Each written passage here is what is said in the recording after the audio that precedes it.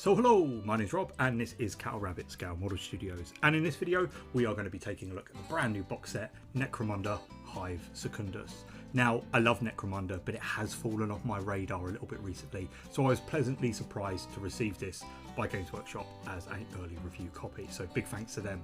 This is a really cool box, perfect if you are a beginner or a returning player, and I thought in this video we'll dive in and just why it makes it a really good box, so let's dig in.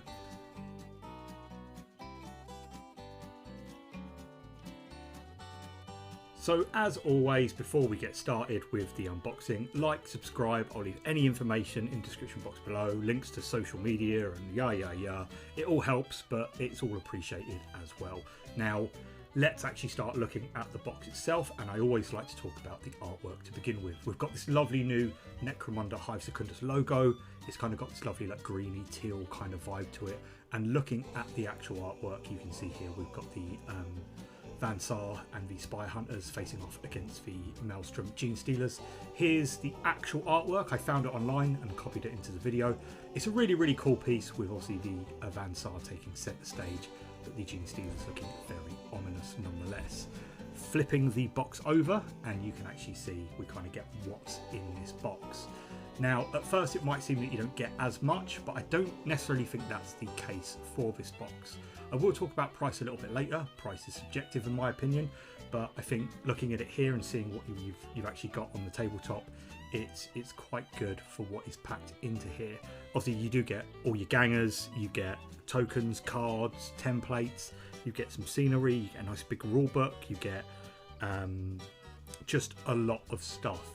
Tokens, dice, range ruler, it's all in here, and we are going to take a look at absolutely everything. I will say this now, I really like this. There's a few cons. It's just one of those box sets that GW does, in my opinion, that's just shy of perfection with some niggling faults. So looking at the models themselves and the sprues, the first ones up are the Malstrain Genestealers. These are the very cool, odd looking Genestealers that we've now seen. You get two identical sprues here. This sprue is actually really interesting because you get a few bits on here. Not only do you get 3 of your Malstrain Genestealers on each one, you also get your Tyramites, I think I'm saying that right. And you do get, I think, a few little bits for the Brood Scum as well, so some of the heads. They are fantastic models. Since I've done this unboxing, I've actually started to build one, and I'll go over maybe something to look out for a little bit later when I do the build instructions later on in the video. But as Genestealers go, these are probably my favourite ones so far. Then we've got the Brood Scum, sorry. The reason why I'm calling it Hive Scum is it is Hive Scum. These are the 21 sprues that we saw. You get 4 on each, and there is identical sprues. Obviously, you would normally take some of the heads from the Malstrain Genestealer sprue and add them to this, as we'll see in the instructions as well later on. However, these are the full Hive Scum sprues. So you actually get the Hive Scum heads on here. So in actual fact, if you didn't want to make all of them Brood Scum, you could actually make 4 of them Hive Scum and actually get a little bit more bang for your buck by having a few extra gangers and things like that. I'm going to stop saying the word scum now because I've said it way too much already in this video. Again, these are a couple of years old now. Nice models. I really like them. Not much to them, but I think they're a good inclusion. Then we go over to, I guess I want to say the heroes of the bunch, but for me that's always going to be the Genestealers. The Vansar Tech Hunters. Again, as you can see, we get 2 identical sprues of these. There isn't too much to write home about these. If you've seen Vansar stuff before, sorry, little stutter there. It is, you get the kind of cool funky cape for the leader, and it comes with the really high tech weaponry. No shields or anything like that this time because they are tech hunters. There is a lot of little fiddly bits though. I will say that I've got short stumpy little fingers, and stuff like this gives me a panic attack just looking at it. Some of the bits are actually like half of an arm, so shoulder to elbow, elbow to forearm. If you struggle with stumpy fingers like myself, this sprue might worry you, but the details all there and they do look very cool. And then we've got our Orus Spire hunters, and I do forget the name of this guy, the Carolite Prime, Carotid Prime, I believe it is, the little winged gargoyle looking thing. Again, this is a really cool kit. These are actually really quite big. I will just put on screen now just how tall they are. I'll stick them next to a Primaris Space Marine just so you get a little bit of an idea, and they do stand a little bit kind of taller. Obviously with the pose you've got and things like that, they do bulk out a little bit, which is a nice surprise. It's nice to see a big chunky kind of robot in Necromunda that isn't like a automaton or something like that. Again, lots of little bits, so if you're into kit bashing, this is going to be a really cool sprue, and I think people are going to do really good stuff with this sprue and these models themselves. The little Carotid Prime is just a couple of wings. He's quite small, but I think there's something quite funny about him, little gargoyle guy. Once again, another nice sprue, lots of variety in this box. And then lastly, we've got our bulkheads. Now, this is the bulkheads that came with the 2017 release from Necromunda. I do forget what it was called. Not Under Hive. That's the one with the Zone Mortalis walls in and stuff like that. But it's nice detail. It's kind of got these little ridges on the side. At first I thought maybe I could slot them together or something, but that's just not the case. There's some little feet, some little extra details that you can put on.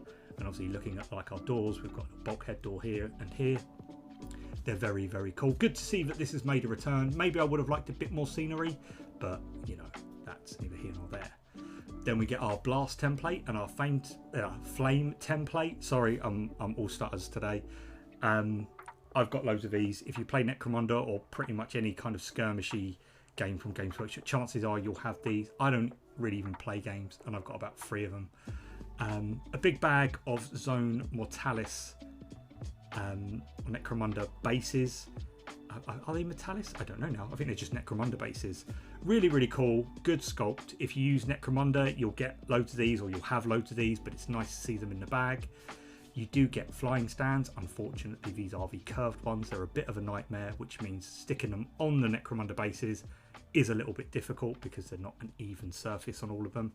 And then you get a range ruler. This goes up to 12 inches. It's got the cool iconography for the Necromunda logo on the back, and you only get one of these in the thing, but it's perfect for whipping your mate, so yeah, go to town on him. We then get dice. Now, as you can see here, we've got the lovely kind of teal and black and teal kind of combo, nice big chunky dice, everything you need to get started with to play Necromunda. And this is one of the reasons why I like this box so much, because it has everything in. We've already got our range ruler, we've already got our dice, we've already got our templates.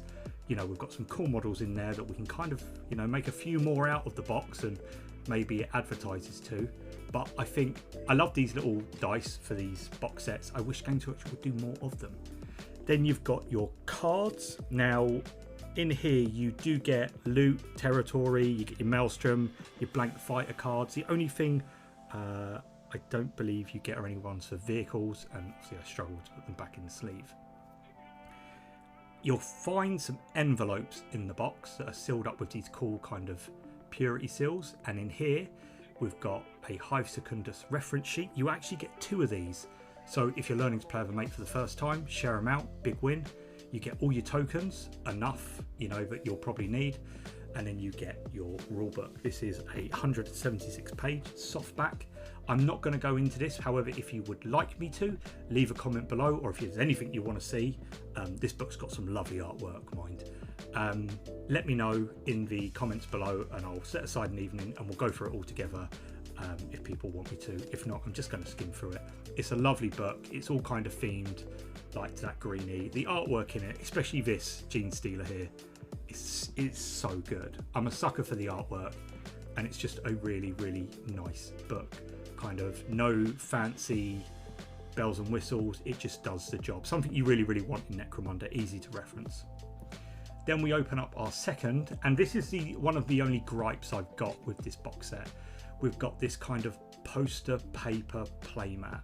Now, I would have preferred something on a bit more durable kind of paper. I do believe that this box set is going to retail for about £110.